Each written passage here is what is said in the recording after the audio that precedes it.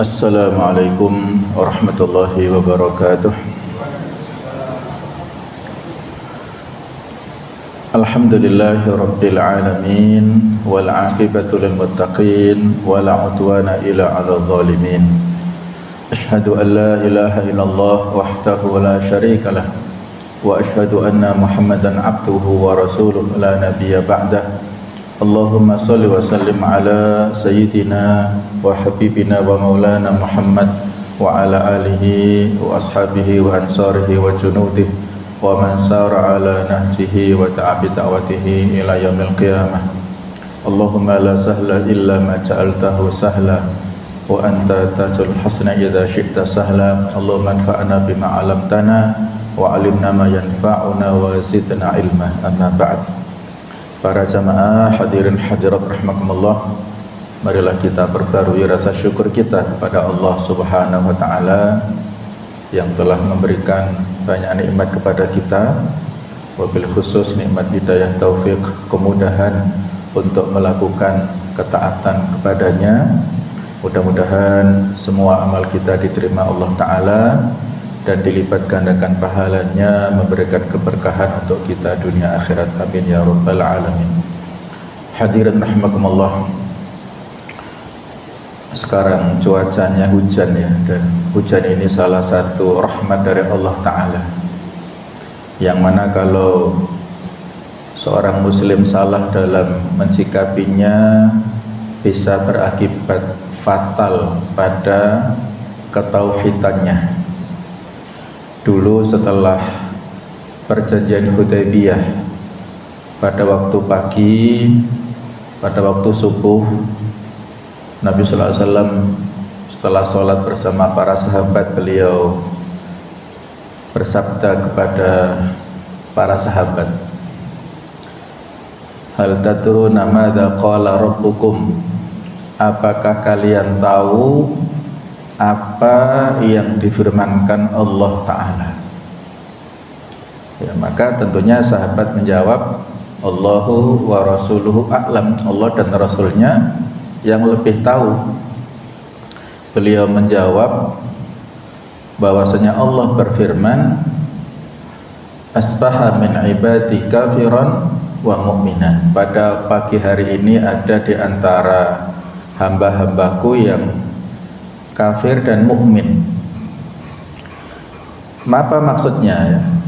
Beliau mengatakan, barang siapa yang mengatakan mutir nabi fadlillah, kita mendapatkan hujan ini karena karunia dari Allah Ta'ala, maka asbaha bi mu'minan wa kafiran bil kaukabi, dia pada pagi hari ini beriman kepadaku, kepada Allah, dan kufur kepada bintang-bintang.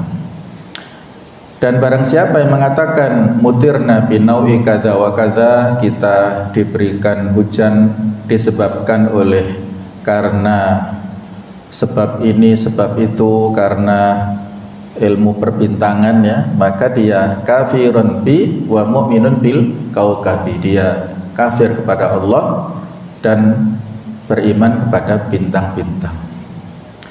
Maknanya adalah bahwa jamaah sekalian, hujan itu murni rahmat dan Allah Ta'ala yang menurunkan.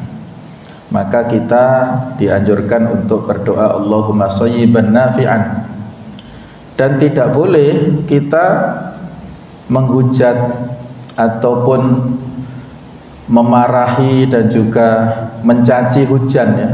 Ada hadis lain yang berbunyi la tasubbud dahr, janganlah kalian mencaci waktu, wa anad dahru, karena akulah waktu itu, kata Allah, uqallibul laila wan nahar, aku membolak-balikkan malam dan siang.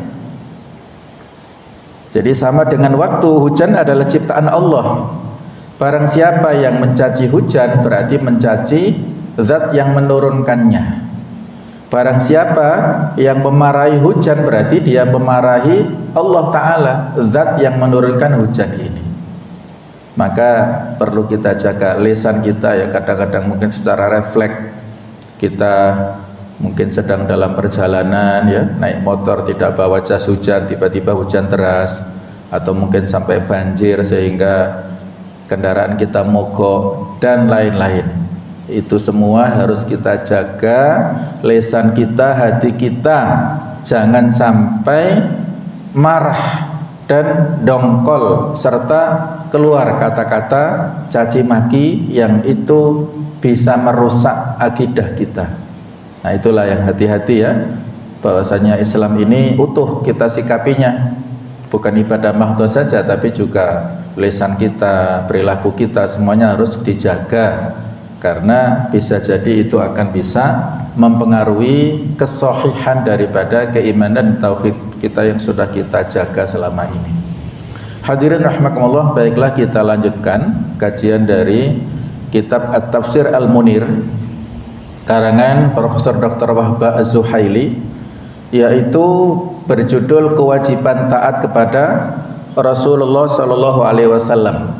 Tafsir surah An-Nisa ayat 64 dan 65. A'udzu billahi minasyaitonir rajim. Bismillahirrahmanirrahim. Wa ma arsalna mir rasulin illa liyuta'a bi idznillah. Walau annahum idz zalamu anfusahum ja'uka fastaghfirullaha wastaghfara lahumur rasul lawajadallaha tawwabar rahima. Fala wa rabbika la yu'minuna hatta yuhakkimuka fima shajara bainahum thumma la yajidu fi anfusihim harajan mimma qadaita wa yusallimu taslima. Wa ma arsalna mir rasul, dan tidaklah kami utus dari seorang rasul pun illa liyuta'a bi'idznillah, melainkan untuk ditaati dengan izin Allah. Walau annahum, dan seandainya bahwa mereka idzalamu anfusahum, sekiranya mereka mendolimi diri-diri mereka, ja'uka, lalu mereka datang kepadamu wahai Rasulullah, fastaghfirullah, maka mereka memohon ampun kepada Allah Subhanahu wa taala. Wastaghfara lahumur rasul, dan memohonkan ampun untuk mereka Rasulullah sallallahu alaihi wasallam, lawajatullaha tawwabar rahim, niscaya mereka mendapatkan Allah taala Maha penerima taubat dan Maha penyayang. Fala wa rabbika, maka tidaklah demi Tuhanmu, demi Allah, la yu'minuna, mereka tidak beriman, hatta yuhakkimuka,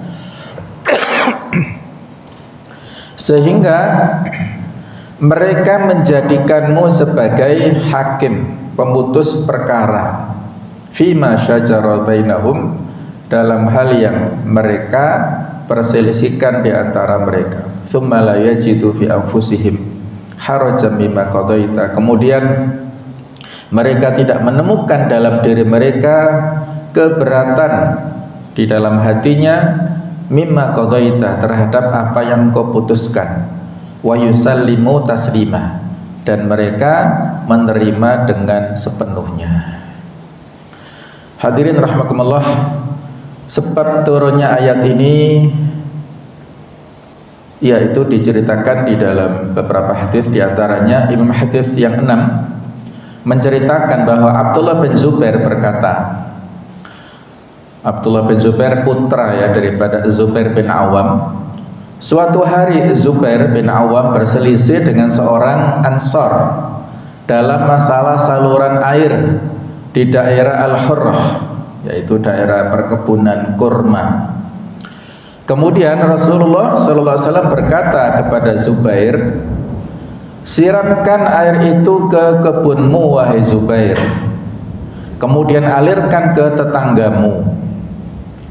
Namun orang Ansar itu berkata, wahai Rasulullah, apakah kamu menetapkan itu karena Zubair adalah kerabatmu? Jadi rupanya orang Ansar ini ada sedikit ganjalan dengan keputusan Rasulullah SAW yang menyuruh kepada Zubair untuk mengairi kebunnya dulu, baru ke dia ini, dan menuduh ada nepotisme karena Zubair ini masih kerabatnya Rasulullah, jadi masih terbilang sepupu Rasulullah. Zubair bin Awam itu ibunya bernama Sofiyah binti Abdul Muttalib, jadi masih saudarinya Abdullah, yaitu ayah Rasulullah SAW. Jadi antara Rasulullah dan Zubair ini masih sepupu dari pihak ibunya Zubair ya. Kemudian dari Khadijah, Zubair bin Awam ini masih keponakannya Khadijah binti Khuwailid. Sedangkan Awam itu ayahnya Zubair itu juga bin Khuwailid. Nah, jadi antara Khadijah dan Awam ini masih saudara. Nah, seperti itulah. Rupanya orang Ansar ini ada ganjalan ya, mentang-mentang masih kerabat Anda ya, sehingga keputusannya seperti itu. Nah, mendengar jawaban itu wajah Rasulullah pun berubah dan beliau pun berkata, siramkan air itu ke kebunmu wahai Zubair, kemudian tutup pintu air ke kebunmu supaya air itu kembali mengalir di parit, lalu alirkan air itu ke tetanggamu. Jadi malah keputusannya malah fatal, artinya justru Nabi malah menyuruh kepada Zubair untuk menyempurnakan, mengaliri kebunnya secara, nanti dijelaskan, semata kaki dulu ya, baru kemudian dialirkan ke bawah ke tetangganya ini. Lalu Zubair mengambil haknya mengairi kebunnya dengan sempurna, padahal sebelumnya Rasul mengisyaratkan mereka berdua untuk mempermudah urusan ini, tidak perlu ketat dalam menuntut hak ya. Mungkin kalau orang Jawa cek kapok gitu ya. Keputusannya seperti itu malahan ya. Kalau tadi berbagi sama-sama, tapi karena ada kalimat yang seolah-olah tidak puas dengan keputusan Rasulullah, maka keputusannya malah seolah-olah ya sepertinya disuruh untuk menyempurnakan kebutuhannya Zubair dulu. Berikutnya yang saling melengkapi ya, Ibnu Abi Hatim meriwayatkan bahwa Sa'id bin Musayyib berkata, ayat ini turun berkenaan dengan perselisihan yang terjadi antara Zubair bin Awam dan Hatib bin Abi Balta'ah dalam masalah air ya. Di saat membaca riwayat ini, Hatib bin Abi Balta'ah ini bukan orang asing ya, yang mana dalam episode yang lain beliaulah yang menyebabkan diturunkannya surah awal ya, awal surah Al-Mumtahanah itu. Jadi ketika Nabi SAW akan memiliki niat untuk melakukan Fathu Mekah karena ada perjanjian yang dinodai oleh orang-orang kafir Quraisy, itu Hatib bin Abi Balta'ah ini bermaksud untuk mengirim surat kepada saudara-saudaranya yang masih berada di Mekah. Nah, jadi ini ya dalam tanda kutip sebuah kesalahan fatal yang dilakukan oleh Hatib bin Abi Balta'ah, sampai-sampai Umar bin Khattab itu minta izin untuk membunuh Hatib bin Abi Balta'ah pada saat episode yang tadi itu, gara-gara membocorkan rahasia yang menjadi kebutuhan atau hal yang sangat prinsip ya bagi kaum muslimin. Ini kan penyerangan ataupun misi rahasia nggak boleh dibocorkan kepada orang-orang kafir. Nah, Nabi melarang karena Hatib bin Abi Balta'ah adalah ahlul Badr yang ikut perang Badar.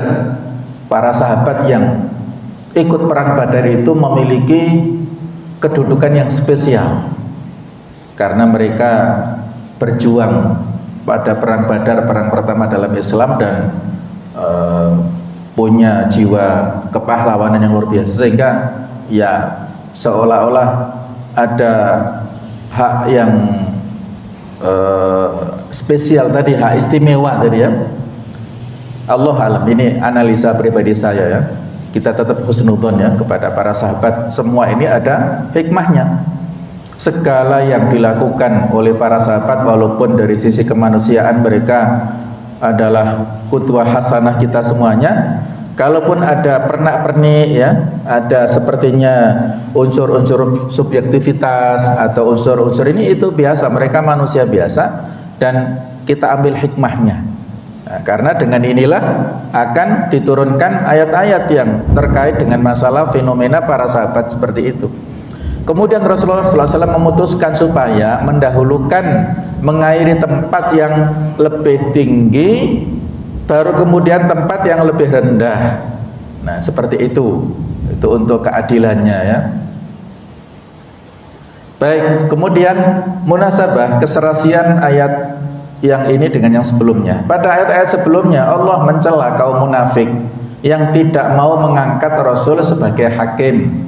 Bahkan mereka lebih mengutamakan para taghut untuk dijadikan hakim ya. Barangkali masih ingat bagaimana orang munafik yang lebih rela berhukum kepada Ka'ab bin Ashraf, tokoh Yahudi, akhirnya kemudian dibunuh oleh Umar ya, karena dia dianggap kafir. Itu sudah kita jelaskan pada ayat sebelumnya. Nah, pada ayat ini Allah menegaskan prinsip utama dalam agama, yaitu kewajiban taat kepada Nabi Muhammad SAW, bahkan kepada para rasul sebelumnya ya.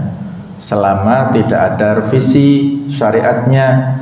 Tetapi ketika sudah ada revisi, maka tidak boleh kita lakukan tradisi yang seperti itu ya. Saya pernah ditanya oleh salah seorang jamaah ya tentang kebiasaan sebagian penduduk Palestina ya, katanya begitu, nanti bisa kita cek sama-sama ya, bahwa di Hebron, Palestina, di kuburannya Nabi Ibrahim itu masyarakat punya tradisi untuk mengitari makamnya Nabi Ibrahim. Maka ya saya sampaikan, karena di saat materi saya sampaikan tentang masalah tawaf ya. Tawaf itu ibadah, kita berkeliling, berjalan kaki, lari kecil itu ibadah. Kalau yang kita kelilingi itu Ka'bah. Tapi kalau yang kita kelilingi selain Ka'bah, maka tidak ada ta'abudnya ya, tidak boleh diniati ibadah. Termasuk bahkan Masjid Nabawi pun kalau kita keliling tawaf ya, dalam rangka tawaf tidak boleh ya, karena tidak ada syariatnya. Nah, pertanyaannya begitu ya, saya jawab ya mungkin ini kebiasaan tradisi saja, bukan dalam rangka untuk mendapatkan pahala ya. Dalam rangka ya mungkin tradisi saja ya, mungkin penghormatan barangkali ya, bukan untuk taqarruban supaya dapat pahala dengan mengelilingi makam beliau.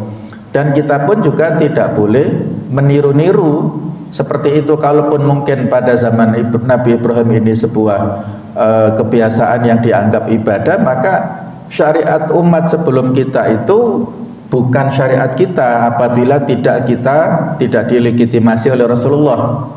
Syariat umat sebelum kita itu dijadikan syariat kalau ada legitimasi penguatan ya, seperti misalnya puasa Ayyamul Bid ya, itu kebiasaan Nabi Adam alaihissalam.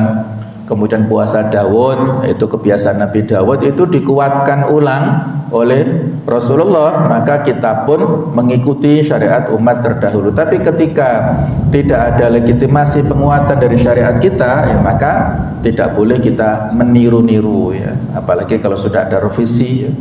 Pada zamannya Nabi Yusuf alaihissalam yang mencuri di penjara, syariatnya ya, adiknya kan di penjara saat tipu daya, artinya dengan strateginya ya, dituduh mencuri perhiasan atau gelas istana supaya Bunyamin ini tinggal di istana Mesir dan akhirnya bisa bertemu dengan Nabi Yusuf. Nah, tapi syariat kita kan tidak di situ ya. Islam mengatur orang mencuri bukan di penjara tetapi dipotong tangannya kalau sudah melebihi nisab. Nah, itu contoh ada revisi dari umat yang terdahulu. Nah, tafsir dan penjelasan pada ayat ini Allah menegaskan bahwa setiap kali dia mengutus Rasul pasti dia menyuruh manusia untuk taat kepada Rasul utusannya. Dengan demikian, ketaatan kepada Rasul merupakan kewajiban yang telah ditetapkan Allah. Manusia harus mengikuti Rasul karena Rasul adalah penyampai ajaran Allah. Dengan kata lain, taat kepada Rasul berarti taat kepada Allah, dan menentang Rasul berarti menentang Allah. Kemudian yang dimaksud dengan biidznillah, dengan izin Allah pada ayat tersebut di atas, yaitu izin Allah untuk menaati Rasul, atau maksudnya adalah berkat kemudahan dan anugerah yang diberikan Allah kepada manusia untuk taat kepada Rasulullah SAW. Jadi kita diberikan kemudahan ya untuk melaksanakan sunnah nabawiyah itu berdasarkan izin dari Allah, kemudahan dari Allah Ta'ala, wajib kita syukuri ya, wajib untuk kita jaga hidayah tersebut. Imam Mujahid menjelaskan bahwa maksudnya adalah seseorang tidak akan taat kepada Rasul melainkan atas izinku, yaitu izin Allah. Jadi kita bisa mentaati Rasul, bisa ikut menghidupkan sunnahnya, menjadikan beliau sebagai qudwah hasanah, itu atas izin Allah, atas kemudahan taufik dari Allah, wajib kita syukuri. Dengan kata lain, tidak ada orang yang mau menaati Rasul kecuali setelah dia mendapat petunjuk Allah Subhanahu wa ta'ala. Dengan demikian ayat ini hampir serupa dengan ayat lain, walaqad shadaqakumullahu wa'dahu ittahussunahum bi'idnih. Sungguh Allah benar-benar telah memenuhi janjinya kepadamu ketika kamu membunuh mereka dengan izinnya, yaitu dengan izin Allah.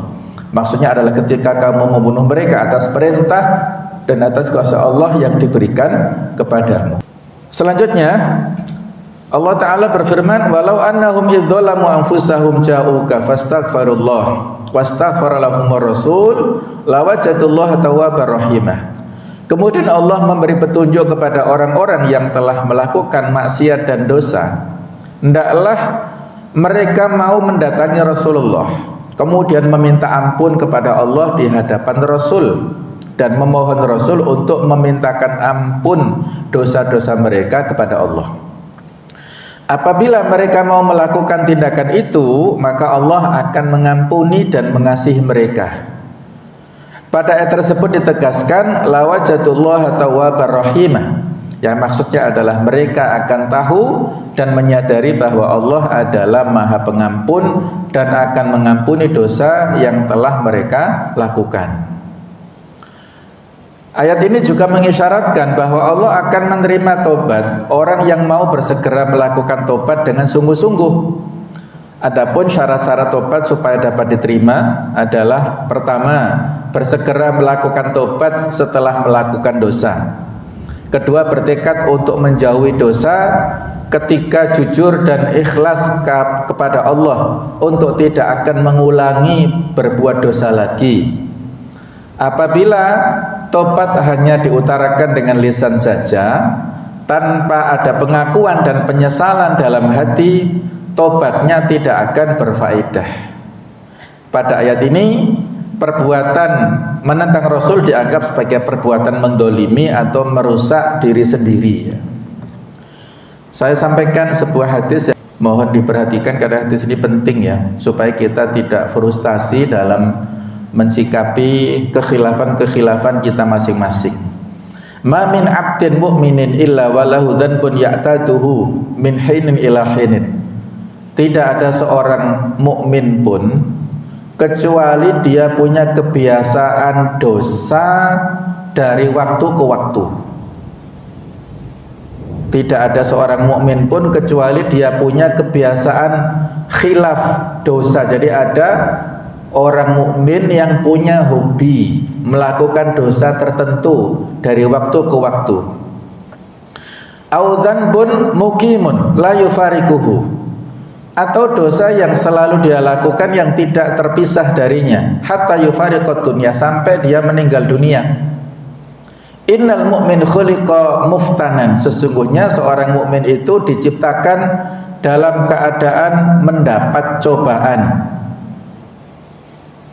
Tawwaban, yang mana dia itu memohon ampun ya. Kemudian nasiyan, dia lupa. Idza dzukira dzakara, ketika dia diingatkan baru oh iya ingat ya. Nah seperti ini ya. Jadi ini kalau kita baca hadis ini ya, seolah-olah ini menjadi peringatan bagi kita masing-masing bahwa ada di antara kita yang punya kebiasaan-kebiasaan buruk yang sulit untuk kita hindari walaupun kita sudah berhijrah, sudah bertekad bulat untuk meninggalkan dunia lama kita masing-masing dan bertekad untuk istiqomah dalam kebaikan. Tapi kadang-kadang dosa itu masih dilakukan oleh seorang ini. Kalau contoh di kalangan sahabat ada yang bernama Abu Mihjan Ats-Tsaqafi. Nama aslinya yaitu Amr bin Hubaib Ats-Tsaqafi.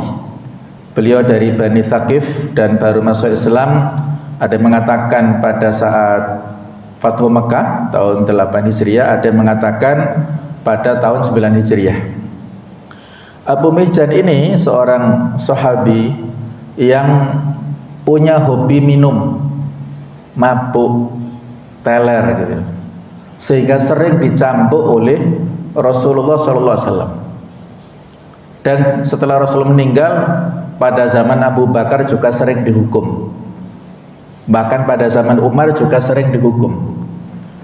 Nah satu saat beliau minum minuman keras, kemudian oleh Umar di kerangkeng ya, di penjara, sampai ada perang Qadisiyah melawan kaum muslimin, melawan Imperium Persia pada tahun ke-14 Hijriah. Ini perang besar ya.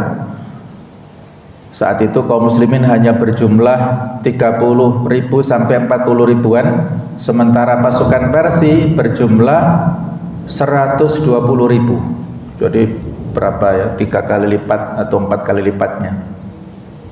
Yang memimpin peperangan adalah Sa'ad bin Abi Waqqas. Ada versi Abu Mihjan ini di penjara Umar terus lepas, kemudian lari ke Qadisiyah. Versi lain dia ikut ke sana, tapi sebelum perang mabuk sehingga dikerangkeng oleh Sa'ad bin Abi Waqqas, dirantai kaki dan tangannya. Nah pada saat perang berkecamuk, karena Sa'ad bin Abi Waqqas saat itu kan sedang sakit ya, dia kemah di posisi atas dan memberi instruksi kepada pasukan itu dari atas. Maka saat itu Abu Mihjan melihat pasukan berkecamuk, dia mendidih ya, membara, bergejolak jiwa kepahlawanannya itu. Tidak tega, dia gatel lah tangannya ya. Kawan-kawannya kaum muslimin berjuang mati-matian melawan orang-orang Persia, kok dia di sini. Maka saat itu dia memanggil istrinya Sa'ad bin Abi Waqqas yang menyertai suaminya dan jauh dari suaminya, yang namanya Salma, membujuk supaya melepaskan rantainya dengan berjanji kalau tidak meninggal dunia dia akan kembali ke penjaranya itu. Awalnya Salma tidak mau, kemudian dibujuk oleh Abu Mihjan dengan syair-syair, puisi-puisi. Akhirnya istikharah Salma dan mengizinkan untuk melepaskan dan meminjamkan kudanya Sa'ad bin Abi Waqqas yang bernama Balqa, kuda putih. Maka Abu Mihjan menaiki kuda putih ini dengan ditutup mukanya, kemudian menerjang ke medan perang dengan gagah berani dan bisa membunuh sekian banyak orang kafir. Kemudian dia kembali ke tempat penjaranya itu ketika kaum muslimin sudah mendapatkan kemenangan yang besar. Sa'ad bin Abi Waqqas saat melihat dari atas heran, siapa orang yang tertutup mukanya ini, gaya-gayanya seperti Abu Mihjan. Tetapi nggak percaya karena Abu Mihjan kan di penjara. Kenapa? Siapa dia? Terus gaya kudanya juga seperti Balqok. Maka dia hilangkan spekulasi itu sampai kemudian setelah perang selesai bertemu dengan istrinya, dan istrinya bertanya, bagaimana peperangan kalian? Kata Sa'ad bin Abi Waqqas, alhamdulillah Allah Ta'ala memberikan kemenangan. Tapi saya tadi heran, ada satu kesatria yang gagah berani menaiki kuda putih, gaya-gayanya seperti Abu Mihjan. Kata istrinya, ya memang dia. Loh kok bisa? Kemudian istrinya mohon maaf dan menceritakan tentang kejadian. Kemudian Sa'ad bin Abi Waqqas menangis dan mengatakan, wahai Salma, lepaskan dia dan bawa kemari ya, suruh kemari. Nah, ketika bertemu ya dengan Sa'ad bin Abi Waqqas, saat menyampaikan apresiasi dan mengatakan bahwa mulai saat ini aku tidak akan mencambukmu, tidak akan memenjarakanmu gara-gara minum minuman keras, minum khamr. Maka setelah mendapatkan statement seperti itu dari Sa'ad bin Abi Waqqas, maka Abu Mihjan mengatakan, dan demi Allah, mulai saat ini aku tidak akan meminum khamr setelah ini. Kalau kemarin-kemarin aku minum khamr dan berharap dengan dicambuk itu dosaku akan bersih, tetapi kalau setelah ini aku tidak dihukum, maka nerakalah yang akan membersihkan dosa-dosaku. Nah, maka sejak saat itulah Abu Mihjan tidak minum sampai dia meninggal dunia. Nah, inilah jamaah sekalian ya, sebuah contoh ya. Ada sahabat yang seperti itu, yang punya kebiasaan buruk, tetapi karena diperlakukan dengan tepat oleh Sa'ad bin Abi Waqqas, maka justru hidayah itu diberikan Allah Ta'ala. Dan sejak saat itu dia tidak meminum minuman keras lagi sampai akhir hayatnya. Sehingga hadis yang saya bacakan itu pas ya, seperti yang dialami oleh Abu Mihjan, dan barangkali ada di antara kita pun yang mungkin seperti itu. Maka kita tidak boleh berputus asa dari rahmat Allah Ta'ala dan terus berjuang untuk melawan nafsu kita masing-masing dan meninggalkan kebiasaan dengan syarat-syarat tobat yang sudah kita sebutkan ini. Kemudian ayat ke-65, fala wa rabbika la yu'minuna hatta yuhaqqimuka ila akhiriha.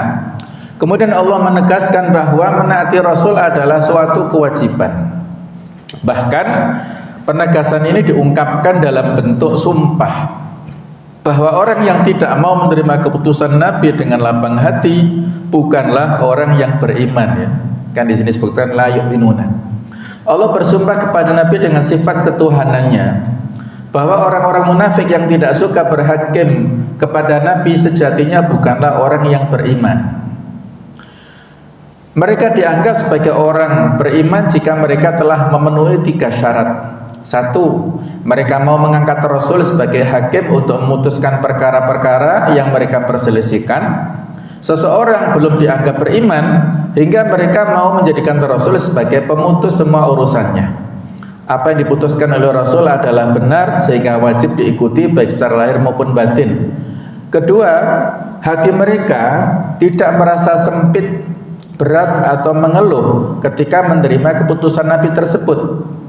Orang yang beriman harus tunduk dan patuh terhadap keputusan yang telah ditetapkan oleh Rasul. Hatinya penuh kerelaan, menerima tanpa syarat dan tidak merasa dongkol. Berikutnya, patuh dan pasrah sepenuhnya terhadap keputusan Nabi tersebut baik secara lahir maupun batin, tidak merasa berat hati, enggan apalagi menentang. Tahap ketiga ini adalah tahap patuh dalam pelaksanaan. Kadang ada orang yang mengakui bahwa suatu keputusan adalah benar, namun dia tidak mau melaksanakannya. Ada sebuah hadis yang berbunyi, la yu'minu ahadukum hatta yakuna hawahu taba'an lima ji'tu bihi. Demi zat yang diriku berada di dalam kekuasaannya, kalian belum beriman hingga hawa nafsunya tunduk dan mengikuti ajaran yang aku bawa, yang dibawa oleh Rasulullah SAW. Jadi kita tidak boleh menentang ya, walaupun di dalam hati kita tidak boleh dongkol, tidak boleh merasa terpaksa dalam melakukan petunjuk dan sunnah-sunnah nabawiyah, selama sunnah itu adalah sunnah yang harus kita ikuti, yang disebut as-sunnah al-muttaba'ah. Berikutnya tentang fikih kehidupan atau hukum-hukum. Pertama, wajib taat secara penuh kepada perintah-perintah Rasul, meninggalkan larangan-larangannya, dan mematuhi semua keputusan dan ketetapan hukumnya. Yang kedua, meminta ampun dari perbuatan dosa dan bertobat secara sungguh-sungguh sesuai dengan syarat-syaratnya adalah salah satu cara untuk menghapus dosa dan kesalahan. Yang ketiga, permintaan Rasulullah kepada Allah supaya mengampuni dosa-dosa sebagian hambanya merupakan syafaat Nabi yang dikabulkan oleh Allah Subhanahu wa ta'ala. Dan keempat, tunduk sepenuhnya kepada keputusan Rasulullah, yakin kepada keadilan dan kebenarannya, serta melaksanakan keputusan tersebut merupakan syarat utama keimanan seseorang.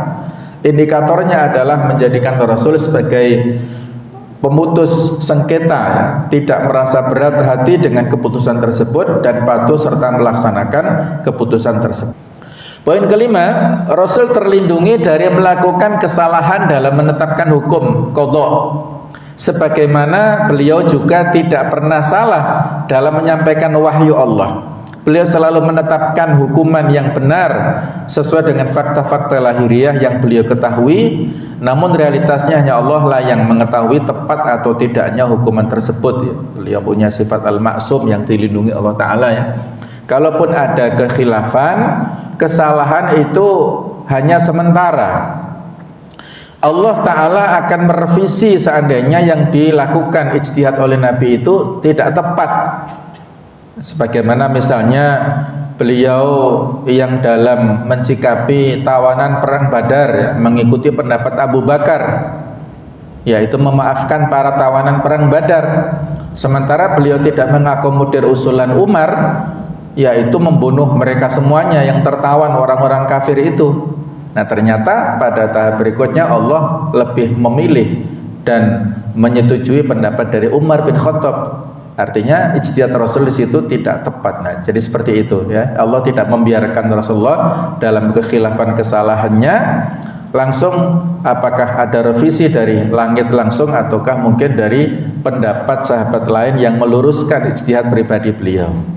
Poin keenam, sebagaimana dikatakan oleh Imam Mujahid dan yang lain, orang-orang dimaksud pada ayat ini adalah orang-orang yang telah disebut pada ayat-ayat sebelumnya, yaitu orang-orang yang pergi ke Taghut untuk mencari ketetapan hukum ya. Taghut adalah sesembahan selain Allah, bisa berupa manusia yang sudah kita ceritakan tadi, yaitu konsultan Ka'ab bin Ashraf tadi dari orang tokoh Yahudi ya.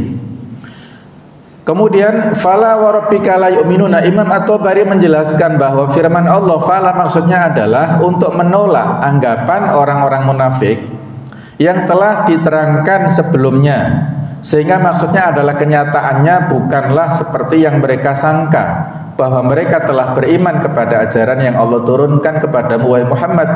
Kemudian Allah memulai penegasan bahwa mereka bukanlah orang yang beriman dengan ungkapan sumpah fala wa rabbika la yu'minuna. Bagi yang berpendapat bahwa ayat ini turun berkenaan dengan kasus Zubair dan seorang Ansor dalam masalah air yang digunakan untuk mengairi kebun, maka orang Ansor tersebut tidak boleh dianggap sebagai orang yang meragukan keputusan Nabi, karena semua orang yang meragukan keputusan Nabi dianggap sebagai kafir. Orang Ansor tersebut tidak sengaja melakukan kekhilafan, sehingga Rasul pun berpaling darinya dan memaafkan kesalahannya. Itu karena Rasul tahu apa yang sebenarnya terjadi pada orang Ansor tersebut. Orang yang tidak rela dengan keputusan Rasul dianggap maksiat. Nah, inilah beliau bersikap itu berdasarkan ada tuntunan wahyu dari Allah Subhanahu wa ta'ala. Perlu diperhatikan juga bahwa apa yang diputuskan Nabi untuk Zubair adalah keputusan yang tepat, karena tanah yang lebih tinggi memang lebih utama untuk diairi terlebih dahulu sebelum yang bawah. Namun pada awalnya Rasul berkata kepada Zubair, siramkan air itu ke kebunmu wahai Zubair, karena memang Zubair dekat dengan air tersebut. Kemudian Rasul berkata, kemudian alirkan air itu ke tetanggamu. Maksudnya adalah Rasul meminta Zubair untuk mempermudah urusan dengan tidak menyempurnakan pengairan ke kebunnya, dan memintanya untuk cepat-cepat mengalirkan air ke tempat tetangganya. Rasul mengharap Zubair untuk toleran dan mempermudah. Ketika orang Ansor itu mendengar perkataan Nabi, dia tidak terima dan marah, karena dia memang tidak ingin aliran itu disekat meskipun sebentar. Hingga dia pun mengeluarkan kata-kata kasar kepada Nabi, yaitu, apakah kamu menetapkan hukum untuk Zubair karena dia adalah kerabatmu? Maka ketika itu warna muka Rasul berubah karena marah terhadap orang tersebut. Akhirnya Rasul memutuskan untuk memberi kesempatan kepada Zubair untuk menyempurnakan pengaliran air itu ke dalam kebunnya. Nah, sebagaimana kita singgung tadi ya, cara mengalirkan air dari kebun yang lebih tinggi ke kebun yang lebih rendah adalah pemilik kebun yang atas hendaknya mengalirkan semua air ke dalam kebunnya. Jika air tersebut telah memenuhi kebun hingga setinggi mata kaki, pintu masuknya air tersebut ditutup dan air dibiarkan mengalir ke kebun yang lebih rendah. Begitu seterusnya hingga ke bagian yang paling bawah. Keterangan ini didukung dengan hadis yang diriwayatkan oleh Imam Malik dari Abdullah bin Abu Bakar yang menceritakan bahwa Rasulullah pernah bersabda mengenai parit aliran air yang bernama Mahzur dan Mudzainab. Beliau mengatakan, yumsik hattal ka'bain thumma yursulul a'la 'alal asfal. Tahan air itu hingga sampai 2 mata kaki, kemudian yang berada di bagian atas hendaknya mengalirkan air itu ke bagian yang di bawahnya. Jadi ini memperkuat apa yang telah disampaikan Rasulullah kepada Zubair bin Awam pada sabab nuzulnya ayat ini ya. Baiklah, terima kasih atas segala perhatian. Mudah-mudahan ada manfaatnya, dan mudah-mudahan Allah Ta'ala selalu membimbing kita kepada kebenaran, istiqomah dalam kebaikan sampai kita husnul khotimah, bertemu di surganya Allah Subhanahu wa taala.